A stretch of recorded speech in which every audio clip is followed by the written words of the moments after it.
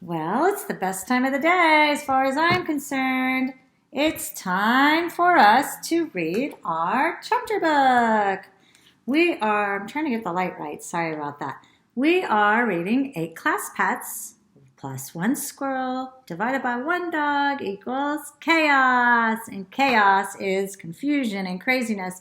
And there is indeed a great amount of craziness going on in this story. In this story, we have met some characters. Let's review. Twitch, the schoolyard squirrel, stepped on a dog, running from an owl after he was running from an owl because he thought the owl was going to eat him. That prompted the dog to chase the squirrel into a school. Inside the school, Twitch, the schoolyard squirrel, ran next door to his good friend, the first grade hamster, Green Eggs and Hamster, to try to get some help.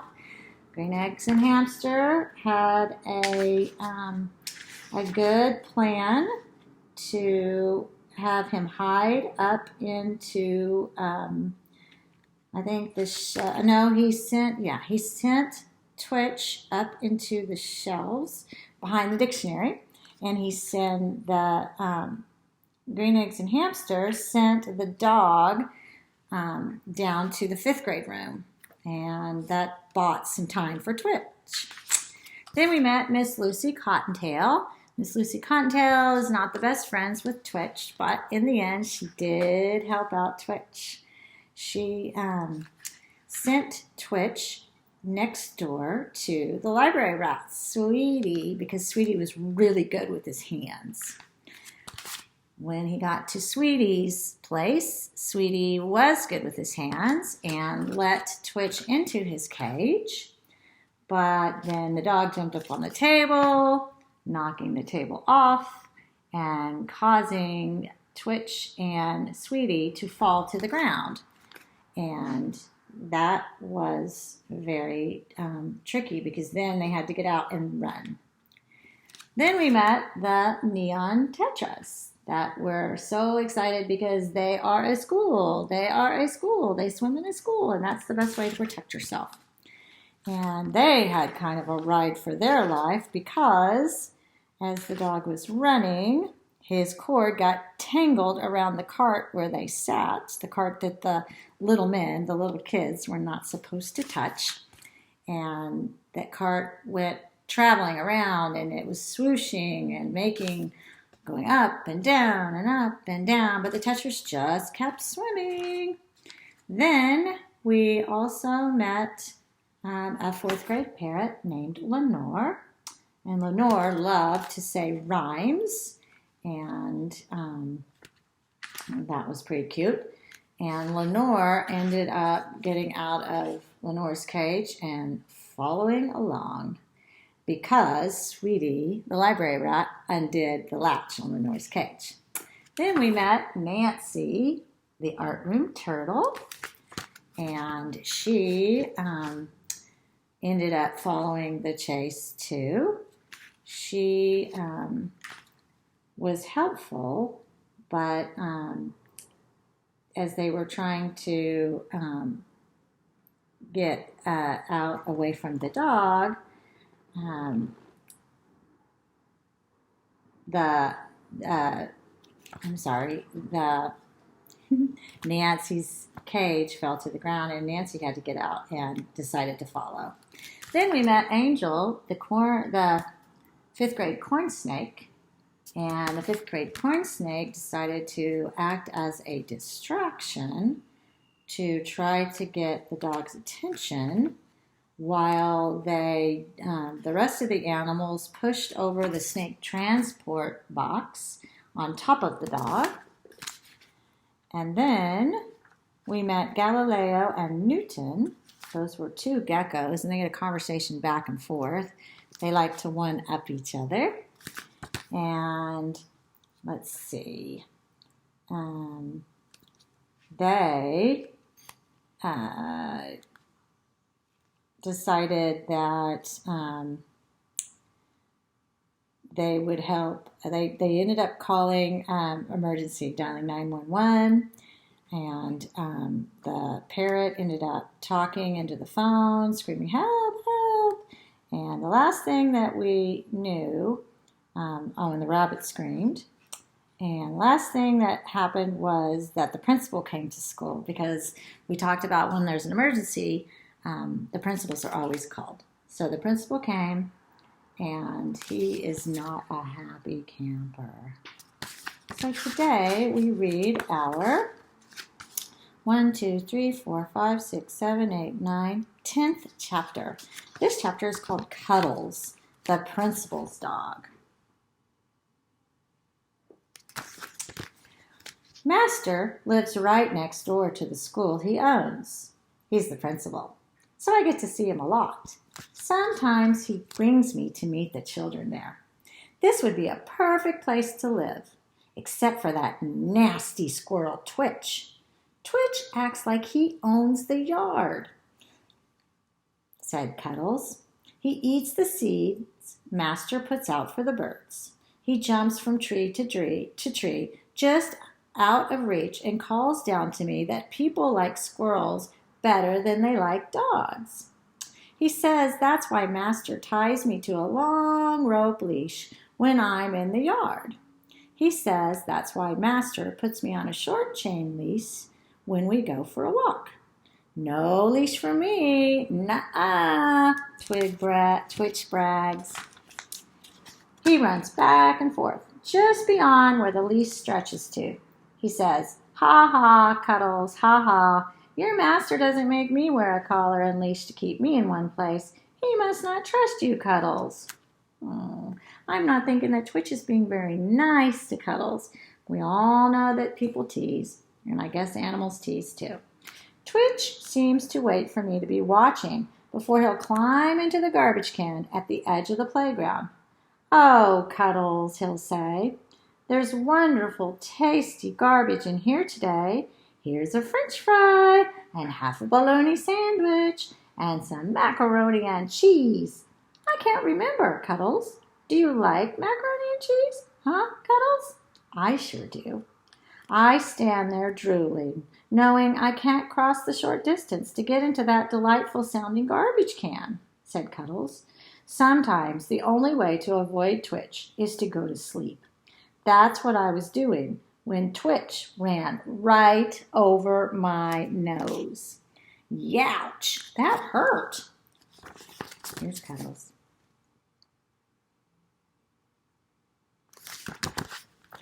I just knew he did it on purpose, and I went running after him. I was so mad that I ran so fast that the rope leash broke. I kept on running, pulling that long rope with me. And Owl was chasing Twitch too. I don't know what Twitch did to make the owl mad, but I saw Twitch was heading for the school. The man who works for Master, the principal, cleaning and repairing the building, had hung a big banner over the door that said, "Welcome," because Master, the principal, had invited special guests to come the next day. The man had left the door open while he was putting his ladder back in his truck. "Don't you dare go into Master's school," I shouted at Twitch. Guess what? He ignored me. In he went, as though he owned the place, just the way he acts as though he owns the yard. The owl knew school was off limits. "He's all yours," she said, winging away. I was in the right, but the trouble was all the pets took Twitch's side. From room to room I went, chasing Twitch. A few things got knocked down or spilled or broken, but it was all Twitch's fault. "Not mine," said Cuddles. Those pets all work together, even animals that shouldn't work together. Finally, they knocked a big box on top of me. It was so dark in there, I wasn't sure if that snake had been trapped inside with me or not, because the pine shavings kind of smelled like him. He didn't look like the kind of snake who bites, but you can't trust snakes. I hunkered down and I sat quiet. I could see the pets laughing out in the hall and having a good time together.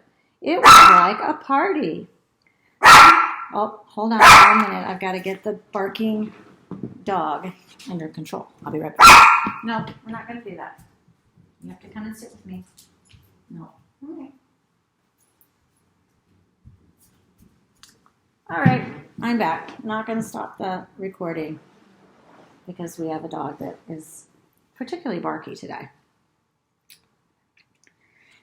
I could hear all the pets laughing out in the hall and having a good time together. It was like a party. The squirrel was telling jokes, mostly to do with me, and the hamster and the parrot were telling everyone about how their names came from books, and they were all acting like that was a big deal. Well, the big deal here, my friends, was I was going to get Twitch out of my master's school. And the rabbit was saying we needed to get out and get together more often, and they had to figure out a way for the squirrel to join them too. And she asked the rat if he could open all the cages again the next day. And the rat said yes, in between carrying on about something or other to do with Cinderella. And the turtle said they could all work on an art project together. And the geckos were saying they knew how to make a working volcano. And did anyone want to see? Even the fish were saying something. I don't know what those fish were saying, said Cuddles. But it was too bubbly for me to understand. I wasn't hearing the snake at all, which was part of the reason. I suspected he was under the box with me, but I had just checked. I had just decided I needed to get out from under there, snake or no snake, when suddenly there were sirens, and people came rushing in, shouting, "This is the police!" I heard the pets scatter. Then someone lifted the box off of me. No snake, but I saw something worse. The person who lifted the box was Master, the principal. Cuddles, Cuddles, what have you done? He asked. Bad dog, bad dog.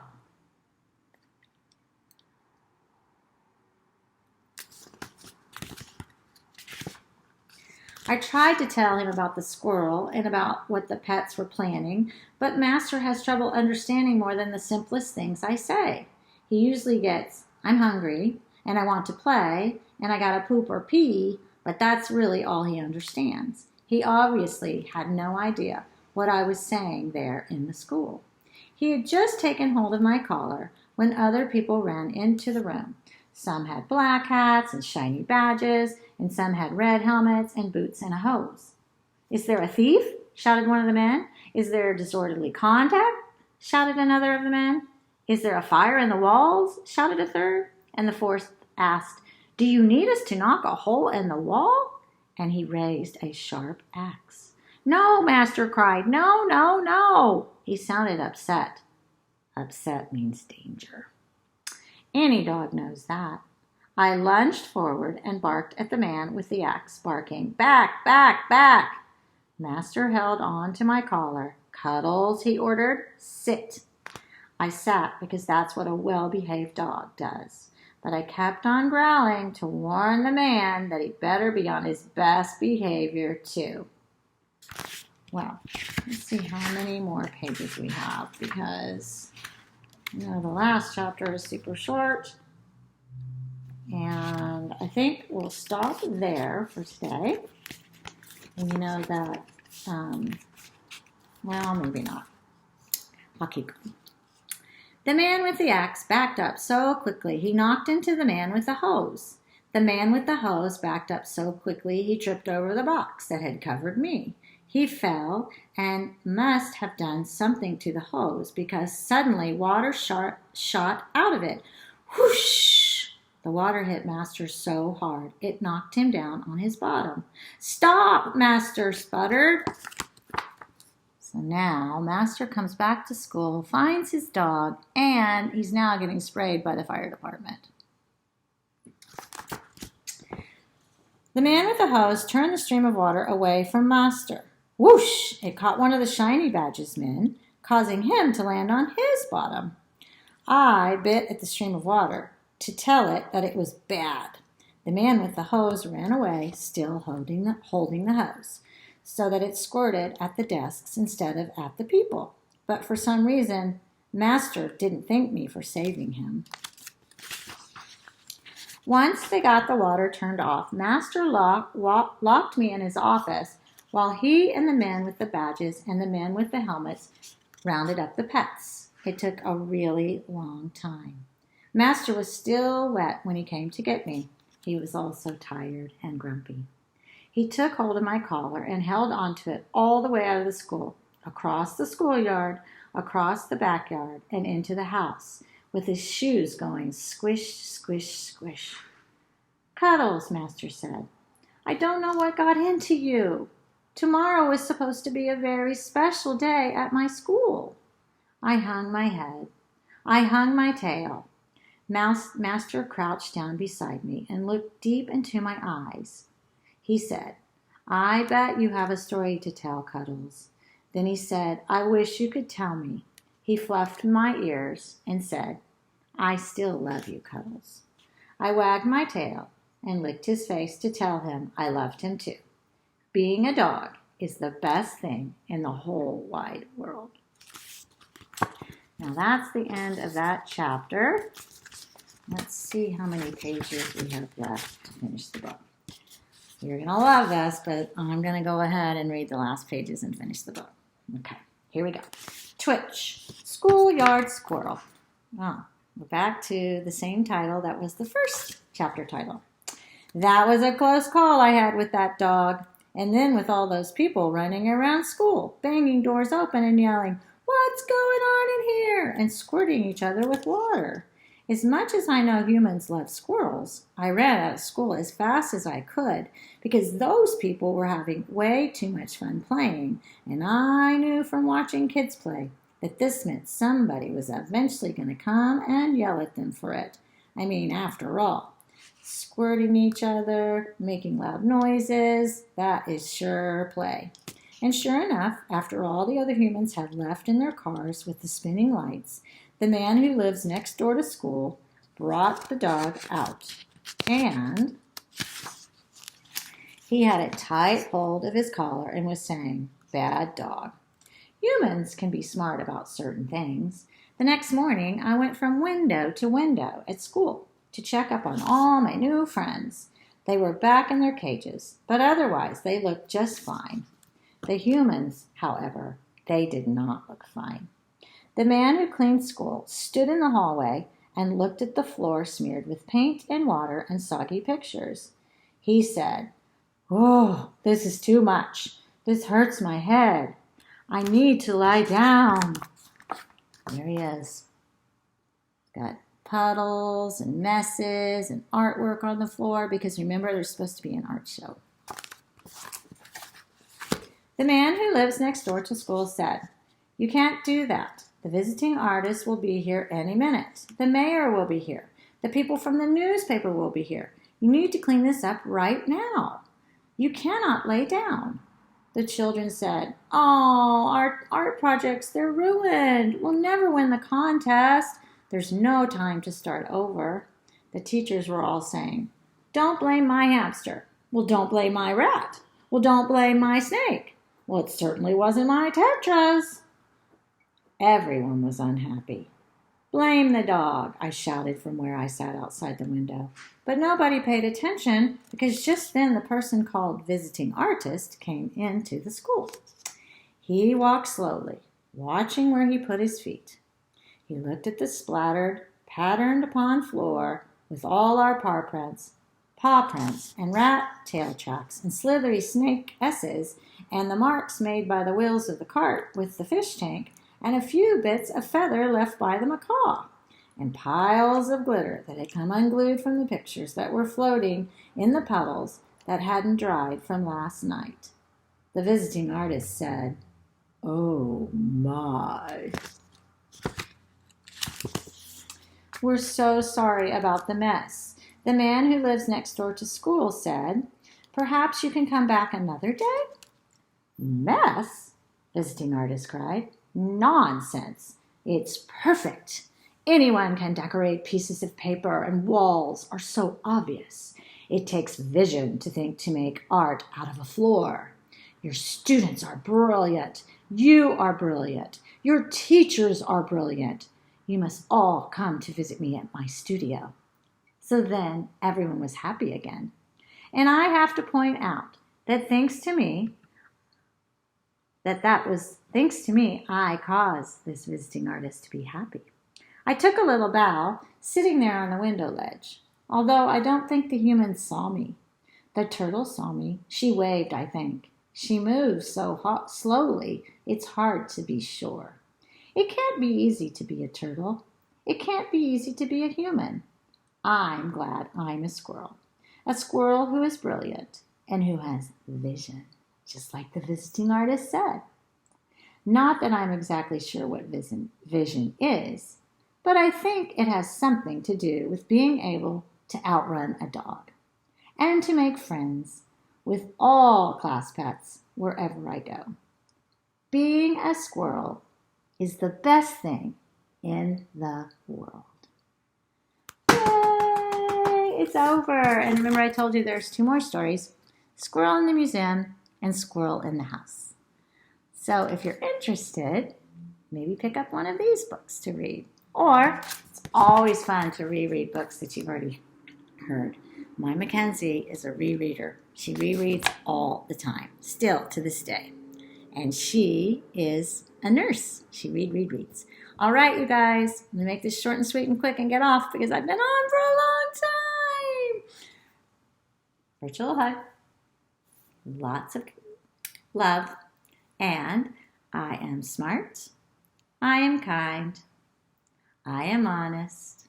I am silly. I am brave. And I am loved. Thanks for listening for extra time today. I hope you enjoyed 8 class pets plus 1 squirrel divided by 1 dog equals chaos. And now you know the meaning of chaos. Take care.